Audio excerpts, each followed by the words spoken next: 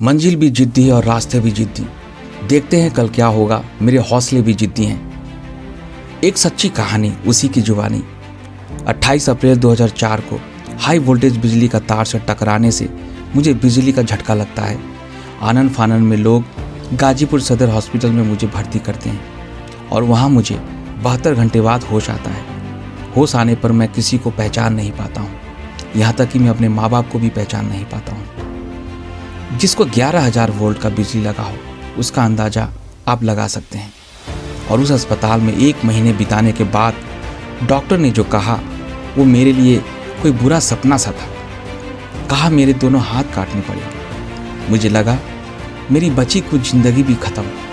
बहुत बड़ा सदमा था मेरे लिए और मेरे परिवार वालों के लिए। मेरे शरीर में खून का लेवल बहुत कम हो गया था। डॉक्टर को टेस्ट करने के लिए सैंपल निकालना बहुत मुश्किल हो रहा था।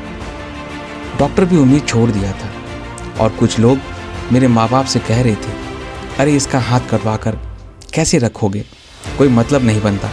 ऐसा करो, इसको जहर की सुई दिला दो, एक और बेटा तो है आपकी ज़िंदगी काटने के लिए। लेकिन माँ बाप तो माँ बाप होते हैं। आज भी मुझे पापा की बात याद है। पापा से मैं बहुत डरता था। मेरे पापा ने आंसू पोंछते हुए कहा, कोई बात नहीं है, अगर मूर्ति की पूजा करूँगा तो मूर्ति बोलेगा नहीं, पर कम से कम साला ये पापा तो बोलेगा ना। कोई आएगा तो बताएगा ना कि हाँ वो आया था। इसको मूर्ति की तरह रखेंगे, पर साला इसको मरने नहीं देंगे। मैं आजीवन ऋणी हूँ अपने ऐसे पापा का। कलेजा छल्ली सा हो जाता है जब ये सब सोचता हूँ तब। अगर देखा जाए तो सब कुछ माँ बाप है इस दुनिया में। मेरा एक भाई भी था जो मेरा सब कुछ करता था, टॉयलेट ले जाना, नहलाना, खिलाना और सब कुछ। लोग कहता है एक भाई अपंग है तो क्या हुआ, एक और भाई तो है। लेकिन भगवान को कुछ और ही मंजूर था। कुछ दिन बाद एक दुर्घटना में उसकी मृत्यु हो जाती और फिर मैं अनाथ सा हो गया। छिन गया मेरा सहारा। उस समय मेरे माँ बाप दोनों दिल का मरीज था। वो खुद को नहीं संभाल पा रहे थे तो मुझे कैसे संभालेंगे। वो दिन मेरे लिए अंत था। लोग कहते हैं दुखों का पहाड़, शायद वही पल था। उसे ही दुखों का पहाड़ कहते हैं। भाई मर जाता है। भाई मर जाने के बाद बहुत तरह तरह की बात समाज में होने लगती है। गांव के लोग ताना मारने लगे। मैं जिधर जाता था मुझे ताना मारते थे। माँ बाप जहाँ जाते थे वहाँ भी बहुत बात सुनना पड़ता था। जीना दूभर हो गया था। मैं अपना दोनों बाहों को बांध कर छुपा कर रखने लगा था ताकि लोगों को पता न चले कि मेरा हाथ कटा हुआ है। फिर भी समाज का जो ताना था वो बहुत ज़्यादा होने लगा। फिर मैं सोचा, नहीं, मुझे जीना होगा, कुछ करना होगा। फिर क्या था, मैं शुरू कर दिया लिखना। कभी पैर से लिखता था तो कभी कटे हुए हाथों से। लिखते लिखते पैर में सूजन आ जाता था। जब स्कूल जाता था तो भगा देता था। ऐसे करके कोई भी स्कूल में एडमिशन भी नहीं मिला। कहता था तुम्हारा एडमिशन कैसे होगा, कैसे पढ़ोगे जब हाथ नहीं है तो, कैसे लिखोगे। और ये सच्चाई थी। लिखूंगा नहीं तो पढ़ूंगा कैसे, नहीं पढ़ पाऊंगा। बिल्कुल सही कह रहे थे। लेकिन कहते हैं ना, लोग उम्मीद से जीता है। यहाँ मेरे लिए सारे उम्मीद फीके पड़ गए थे। फिर मैं जिद ठान लिया क्योंकि लोगों ने मुझे चैलेंज कर दिया कि बेटा तेरा हाथ कटा हुआ है, तुम करोगे क्या। लेकिन मैंने करके दिखाया। फिर एक स्कूल था जिसने मुझे मौका दिया। मुझे कहा गया, बेटा तुम अगर मेरा भारत महान है लिख दोगे तो मैं तुम्हारा एडमिशन कर दूंगा। मैं कहा बेशक लिखूंगा। मैं इन्हीं दोनों बाहों से कलम को पकड़ा और लिखना चालू किया। लिखते लिखते लिखने के बाद जिस कॉपी में मैंने लिखा था वो कॉपी मेरे खून से भर गया और फिर मेरा स्कूल में एडमिशन हो गया। और मुझे उस दिन गर्व महसूस होता है। और फिर मैं पढ़ने लगता हूँ। स्कूल में सभी स्टूडेंट अच्छे थे, बस मुझे छोड़कर। बच्चे मुझे बहुत चिढ़ाते थे, तंग करते थे और मेरा मजाक उड़ाते थे। लेकिन मैं हार नहीं माना। इसी कटे हुए हाथों से खूब लिखा और लिखते पढ़ते एक दिन हाई स्कूल में टॉप कर डाला। हाई स्कूल टॉप किया तो सारे पेपर, पत्रिका, दैनिक जागरण, अमर उजाला ने मुझे छापना शुरू किया। उस समय लगा कि हाँ, जिंदगी क्या होती है। लोग कहते हैं कि जिंदगी ख़त्म सी हो गई है, लेकिन मैं कहता हूँ जहाँ से आपकी ज़िंदगी ख़त्म होती है, जितेंद्र अपना ज़िंदगी वहाँ से शुरुआत किया है। पूरे गर्व से कहता हूँ मैं। लोग हताश हो जाते हैं, निराश हो जाते हैं, लेकिन मैं उनको कह दूं कि हताश निराश न होइए, संघर्ष कीजिए, क्योंकि संघर्ष का नाम जिंदगी है। हाई स्कूल के बाद मैंने कंप्यूटर सीखा और हिंदी टाइपिंग भी सीखा, और मैं आज तक कभी भी विकलांगों के साथ नहीं सीखा, सभी सामान्य लोगों के साथ सीखा। हाई स्कूल भी पास किया एक सामान्य स्कूल में, फिर कंप्यूटर सीखा एक सामान्य तरीके से। मैं विकलांगों के साथ कभी सामना नहीं किया, क्योंकि मैं अपने आप को विकलांग मानता ही नहीं। मैं विकलांग पैदा ही नहीं हुआ। फिर जिंदगी एक मोड़ लेती है, बहन की शादी हो जाती है और वो अपने ससुराल चली जाती है। अब सवाल आता है कि मेरे मम्मी पापा को संभालेगा कौन। मेरी शादी तो हो नहीं सकती, जाहिर सी बात थी। कौन शादी करता मुझसे। मैं कभी सोचा ही नहीं था कि शादी के लिए मुझे सोचना होगा। मुझे लोग ये भी कहा करते थे कि कोई कुत्ती भी नहीं पूछेगा तुझे। हाँ, ऐसा ही कहा करते थे कुछ लोग। फिर मेरे ज़िंदगी में एक लड़की आई जो मेरे बारे में पढ़कर मुझसे बहुत प्रेरित हुई, और हम एक दूसरे को खत लिखने लगे, बस दोस्ती के नाते। लेकिन उसे बिना देखे ही मुझे उससे कब प्यार हो गया पता ही नहीं चला। अब आप कहोगे साला प्यार भी करता है, लेकिन भगवान ने मुझे भी दिल तो दिया है ना। और किसी लड़की का प्यार भरा लेटर आएगा तो चाहत तो बनेगा ना। अभी भी सारे खत मेरे पास हैं। बस यूं ही प्यार 3 साल चला। फिर जिस दिन मैं उससे मिलने गया था, उस दिन मेरे होश उड़ गए, क्योंकि वो देखने में बहुत सुंदर थी और मेरे से बहुत ज़्यादा स्मार्ट। फिर मैं उसे शादी का प्रस्ताव रखने से बहुत डर रहा था।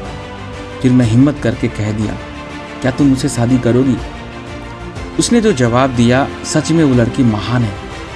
उसने कहा, समाज तो हमें स्वीकारेगा नहीं, लेकिन आप कहते हो तो ठीक है। फिर शादी के लिए शुरू हुआ पंगा। मैं माँ बाप को बताया तो उन्होंने कहा, पागल हो गया है क्या? क्योंकि लड़की का माँ बाप की इकलौती लड़की थी।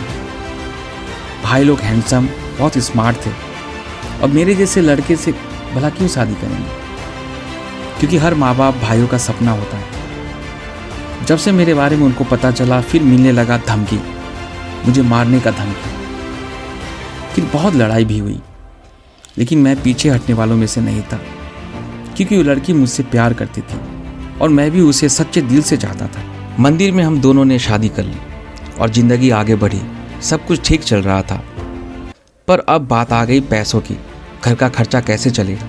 मैं कंप्यूटर सीखा था और मैं ग्राफिक डिज़ाइन का काम करने लगा था और साथ में पढ़ाई भी करता था।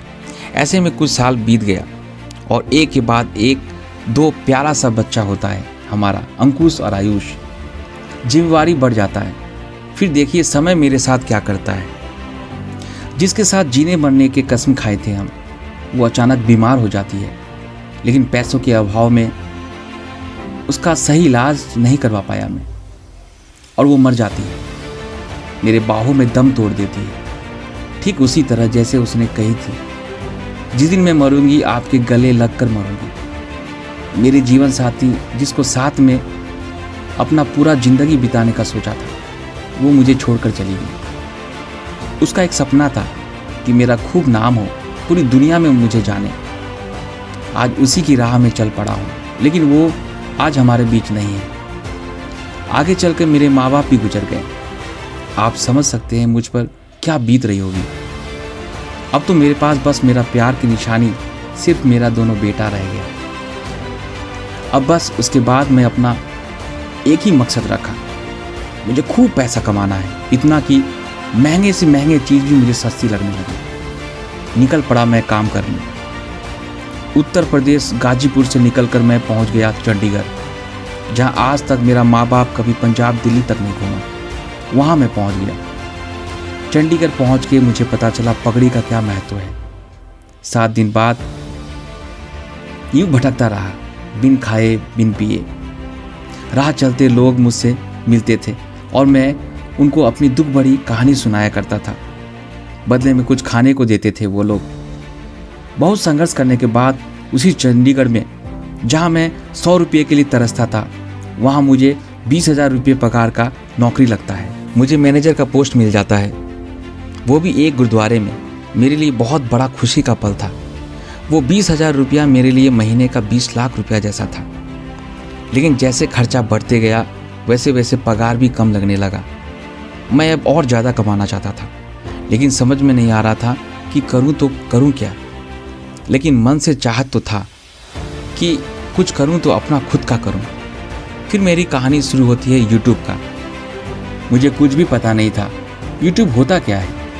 मेरा 8 साल का लड़का बताया कि पापा यूट्यूब में पैसा देता है, बस और क्या। वो मेरा कैमरामैन बन गया, पर उसमें भी मुझे बहुत संघर्ष करना पड़ा। जहाँ भी वीडियो शूट करता था वहाँ लोग बातें कहने लगे, बच्चे को लेकर घूमता है, बच्चे पर जुल्म करता है। पर उस समय मेरा बेटा नहीं होता तो आज मैं कामयाब यूट्यूबर नहीं कहलाता। आज जो कुछ भी हूँ यूट्यूब की दुनिया में, सब उसके बदौलत हूँ। मैं यूट्यूब चैनल बनाया। आज मेरे इस चैनल का मकसद सिर्फ पैसा और नाम कमाना नहीं है, बल्कि मेरा ये हमेशा से तमन्ना है कि मेरे चैनल को देखकर लोगों को ऊर्जा मिले।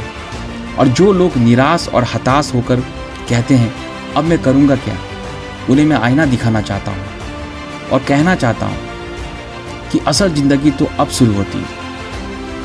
मत सोचो कि कौन क्या कहता है, क्योंकि मेरा लक्ष्य मुझे पता है कि मैं क्या करूँगा। और जब मैं यूट्यूब शुरू किया था तो लोग मार कर भगाते थे, गाली देते थे। लोग और घर वाले कहते थे साला 20,000 रुपये का नौकरी छोड़कर ये क्या कर रहा है। लेकिन मुझे पता था कि मैं क्या कर रहा हूँ। मुझे जुनून सवार था और ये जुनून आप में भी है। लेकिन अगर आप इसे समझ पाए तो फिर आपका सब कुछ हो सकता है, और नहीं समझ पाए तो कुछ नहीं हो सकता। पंजाब से निकलकर पटना पहुंचता हूं और पहुंचते ही माननीय खान सर का इंटरव्यू मैंने लिया। उन्हें कौन नहीं जानता, उन्होंने मेरा बहुत सम्मान किया और वो इंटरव्यू इतना वायरल हुआ कि एक ही दिन में 75,000 सब्सक्राइबर हो गया। फिर तो क्या, एक एक करके मैं बड़े बड़े हस्तियों का इंटरव्यू लेना शुरू किया, जिसमें Ramanand sir, SK Jha, super 30 के आनंद सर और भी बहुत लोगों का। मैं एक इकलौता दिव्यांग पत्रकार जो इन्हीं कटे हाथों से इंटरव्यू करके सच्चाई लोगों तक पहुंचाता था। और तब से सभी लोग मुझे जानने लगे। अपने रास्ते पे अभी भी चल रहा हूँ। अपने बड़े सपने और मकसद के लिए अपने जिद और जुनून से लड़ता जा रहा हूँ। आने वाले दिनों में मैं कुछ बड़ा करके जाना चाहता हूँ। मरना तो एक दिन सबको है, मैं भी एक दिन मर जाऊँगा, लेकिन मरने से पहले कुछ ऐसा करके जाना चाहता हूँ कि जाने के बाद लोग मुझे याद रखें। मुझे कई लोग सहानुभूति दिखाते हैं, कहते हैं हाथ कटा है, पर मैं बेचारा सबसे सख्त नफरत करता हूँ। अगर देना है तो हौसला दो, हिम्मत दो। बेचारा सब मुझे तोड़ देता है। लोग आपको आगे बढ़ने से रोकेंगे, मुझे भी रोका था, पर मैं चलता गया। कड़वी है पर सच है, लोग अक्सर आगे बढ़ने से लोगों को टांग खींचते हैं। मैं कहता हूँ जिस दिन भारत के लोग टांग खींचने के बदले हाथ थामना शुरू कर देंगे, उस दिन भारत दुनिया में सबसे महान बन जाएगा। जिस दिन आप कहने में नहीं बल्कि करने में विश्वास रखेंगे, सफलता कदम चूमेगी आपका। ये मैं बता देता हूँ कि आपकी जिद आपको कामयाब कर देगी, क्योंकि मैं भी एक जिद्दी हूँ। नमस्कार दोस्तों, प्रोफाइल स्टोरी चैनल में आप सभी का स्वागत है। वो जिद्दी इंसान कोई और नहीं बल्कि मिस्टर जितेंद्र कुमार है, जो एक कामयाब यूट्यूबर है। चैनल का लिंक डिस्क्रिप्शन में दिया हूँ, आप चाहे तो देख सकते हैं। मैं उनके जज्बे को सलाम करता हूँ। वो अपने दोनों हाथों को गंवाने के बाद भी कभी जीवन में हारा नहीं और एक के बाद एक बड़ी मुसीबतों का डट के सामना किया। अपने जिद और जुनून से आगे बढ़ते गए और इस कारण मैं उनकी सच्ची घटनाओं को कहानी के रूप में सुनाया, ताकि करोड़ों लोगों को हौसला और हिम्मत मिले। धन्यवाद।